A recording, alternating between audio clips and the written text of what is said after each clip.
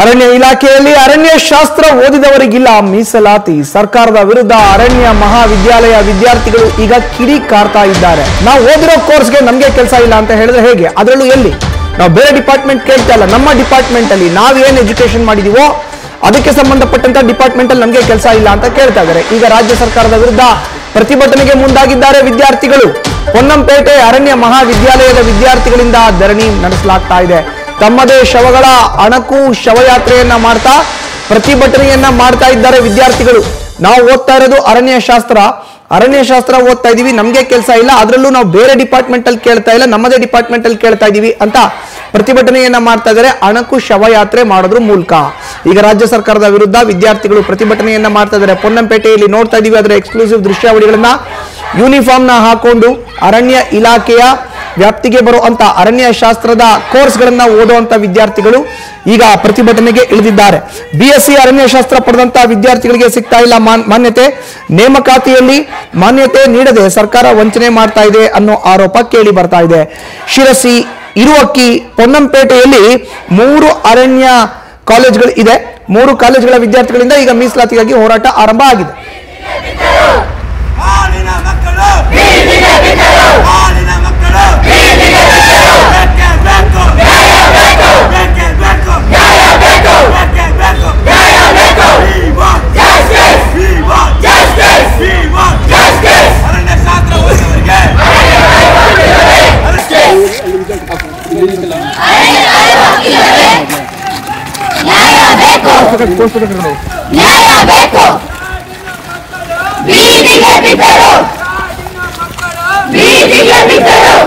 ಎಲ್ಲರಿಗೂ ಬೆಳಗಿನ ಶುಭದಲ್ಲಿ. ನಾವು ಇಲ್ಲಿ ಫಾರೆಸ್ಟ್ರಿ ಕಾಲೇಜ್ ಅವರು ಯಾಕೆ ಕ್ಲಾಸನ್ನ ಬಿಟ್ಟು ಇಲ್ಲಿ ಸ್ಟ್ರೈಕ್ ಮಾಡ್ತಿರೋದು ಅಂತಂದ್ರೆ, ನಮ್ಗೆ ಅರಣ್ಯ ಹುದ್ದೆಗಳಾದ ACF, RFO ಹಾಗೂ DYRFO ಹುದ್ದೆಗಳಲ್ಲಿ ಮಿನಿಮಮ್ ಕ್ವಾಲಿಫಿಕೇಶನ್ BSc ಆನರ್ಸ್ ಫಾರೆಸ್ಟ್ರಿಯನ್ನೇ ಮಾಡಬೇಕಂತ ನಾವು ಇಲ್ಲಿ ಬೇಡಿಕೆಗಳನ್ನ ಇಡ್ತೀವಿ. ಯಾಕೆ ನಮ್ಗೆ ಆ ಹುದ್ದೆಗಳು ಮಿನಿಮಮ್ ಕ್ವಾಲಿಫಿಕೇಶನ್ ಬೇಕು ಅಂತಂದ್ರೆ, ನಾವು ಇಲ್ಲಿ 4 ವರ್ಷ ಕೋರ್ಸ್ ಅಲ್ಲಿ 64 ಸಬ್ಜೆಕ್ಟ್ ಗಳನ್ನು ಹಾಗೂ 3444 ಗಂಟೆ ಇಲ್ಲಿ ಓದಿರ್ತೀವಿ. ಅಲ್ಲಿ ಯಾವ ತರ ಸಬ್ಜೆಕ್ಟ್ ನಾವು ಇಲ್ಲಿ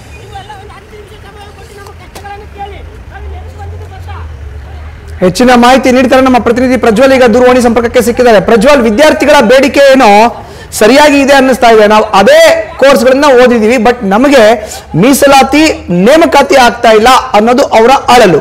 ಈಗ ಪ್ರತಿಭಟನೆ ನಡೀತಾ ಇದೆಯಾ? ಇಲಾಖೆಯ ಅಧಿಕಾರಿಗಳೇನಾದ್ರು ಸ್ಪಂದಿಸಿದಾರ? ಇದಕ್ಕೆ ಹೇಗೆ? ಮಧುಸೂದನ್, ಇದು ನಿಜಕ್ಕೂ ರಾಜ್ಯ ಸರ್ಕಾರ ಈ ಒಂದು ವಿದ್ಯಾರ್ಥಿಗಳಿಗೆ ಮಾಡ್ತಾ ಇರ್ತಕ್ಕಂತಹ ದೊಡ್ಡ ಮೋಸ ಅಂತಾನೆ ಹೇಳ್ಬೋದು. ರಾಜ್ಯದ 3 ಕಡೆಗಳಲ್ಲಿ ಈ ಒಂದು ಅರಣ್ಯ ಮಹಾವಿದ್ಯಾಲಯ ಇದೆ.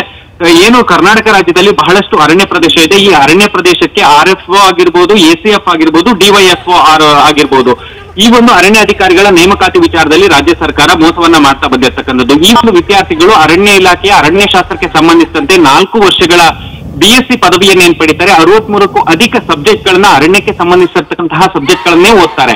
ಆದ್ರೆ ಇವರಿಗೆ ಆ ಒಂದು ನೇಮಕಾತಿ ಮಾಡತಕ್ಕಂತ ಸಂದರ್ಭದಲ್ಲಿ ಇವರನ್ನ ಪರಿಗಣನೆಗೆ ತೆಗೆದುಕೊಳ್ತಾ ಇಲ್ಲ. ಇವರ ಜೊತೆ ಕಾಂಪೀಟ್ ಮಾಡೋದಕ್ಕೆ BA ಆಗಿರ್ಬೋದು, BCom ಆಗಿರ್ಬೋದು, ಇಂಜಿನಿಯರಿಂಗ್ ಆಗಿರ್ಬೋದು, BSc ಬೇರೆ ವಿಭಾಗಗಳು ಏನೇ ಓದಿದ್ರು ಅವರೆಲ್ಲರೂ ಕೂಡ ಇವ್ರ ಜೊತೆ ಕಾಂಪೀಟ್ ಮಾಡಿ ಏನೊಂದು ಉದ್ಯೋಗವನ್ನ ತೆಗೆದುಕೊಳ್ತಾ ಇದ್ದಾರೆ. ಹೀಗಾಗಿ ಇವರು ಏನು ಓದ್ತಾ ಇದ್ದಾರೆ, ಈ ವಿದ್ಯಾರ್ಥಿಗಳಿಗೆ ಸಾಕಷ್ಟು ಮಾಹಿತಿ ಸಿಗ್ತಾ ಇಲ್ಲ ಅನ್ನುವಂಥದ್ದು ಇವರ ಒಂದು ಆರೋಪ ಆಗಿರ್ತಕ್ಕಂಥದ್ದು. ಇನ್ನು ಪ್ರಮುಖವಾಗಿ ಇವರು ಆ ಸಬ್ಜೆಕ್ಟ್ ಅಲ್ಲಿ ಏನು ತುಂಬಾ ನೈಪುಣ್ಯತೆಯನ್ನ ಹೊಂದಿರ್ತಾರೆ, ಆದ್ರೆ ಅರಣ್ಯಕ್ಕೆ ಸಂಬಂಧಿಸಿದಂತೆ ಇವರನ್ನೇ ತೆಗೆದುಕೊಳ್ಬೇಕು. ಅರಣ್ಯ ಇಲಾಖೆಯ RFO ಆಗಿರ್ಬೋದು, ACF ಆಗಿರ್ಬೋದು, DYFO ಆಗಿರ್ಬೋದು, ಈ ಹುದ್ದೆಗಳಿಗೆ BSc 4 ವರ್ಷದ ಏನೊಂದು ಅರಣ್ಯ ಶಾಸ್ತ್ರ ಏನಿದೆ ಇದನ್ನೇ ನೀವು ಪದವಿ ಅಂತ ಪರಿಗಣಿಸಬೇಕು, ಬೇರೆಯವರಿಗೆ ಅವಕಾಶ ಕೊಡಬೇಡಿ ಅಂತ ಇವರು ಕೇಳ್ತಾ ಇರ್ತಕ್ಕಂಥದ್ದು. ಇವರ ಒಂದು ಕೇಳ್ತಾ ಇರ್ತಕ್ಕಂಥದ್ದು ಸರಿ ಇದೆ. ಯಾಕೆ ಅಂತಂದ್ರೆ ವರ್ಷಕ್ಕೆ 3000ಕ್ಕೂ ಅಧಿಕ ವಿದ್ಯಾರ್ಥಿಗಳು ಈ ಒಂದು 3 ಅರಣ್ಯ ಮಹಾವಿದ್ಯಾಲಯಗಳಿಂದ ಹೊರಗಡೆ ಬರ್ತಾರೆ. ಅವರೆಲ್ಲರೂ ಬಂದು ಬೇರೆ ಯಾವುದೇ ರೀತಿಯ ಹುದ್ದೆಗಳನ್ನ ಇವರಿಗೆ ಹೋಗೋದಕ್ಕೆ ಸಾಧ್ಯ ಆಗೋದಿಲ್ಲ. ಏನಕ್ಕೆ ಅಂತಂದ್ರೆ ಇಷ್ಟು ಅರಣ್ಯಕ್ಕೆ ಸಂಬಂಧಪಟ್ಟಂತ ವಿಚಾರಗಳನ್ನ ಮಾತ್ರ, ಅದು 63ಕ್ಕೂ ಅಧಿಕ ಸಬ್ಜೆಕ್ಟ್ ಗಳನ್ನ ಕಲ್ತಿರ್ತಾರೆ.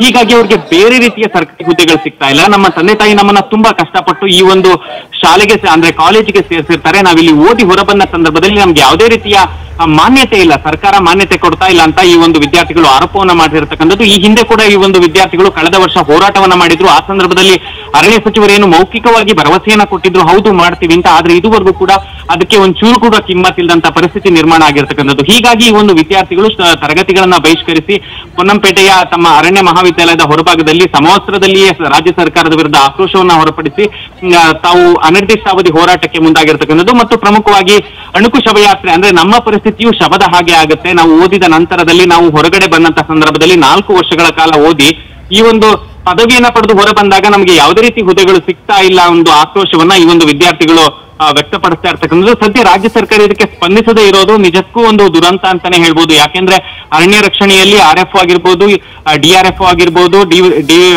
DRF ಗಳ ಪಾತ್ರ ಏನಿದೆ ಇದು ಪ್ರಮುಖವಾಗಿ ಇರ್ತಕ್ಕಂಥದ್ದು. ಅವರು ಒಂದು ಫೀಲ್ಡ್ ಅಲ್ಲಿ ಕೆಲಸವನ್ನ ಮಾಡ್ತಾರೆ, ಆದ್ರೆ ಈ ವಿದ್ಯಾರ್ಥಿಗಳು ಕೂಡ ಅರಣ್ಯದ ಜೊತೆಗೆ ಬೆಳೆದು 4 ವರ್ಷಗಳ ಕಾಲ ಕಲಿಸ್ತಾರೆ.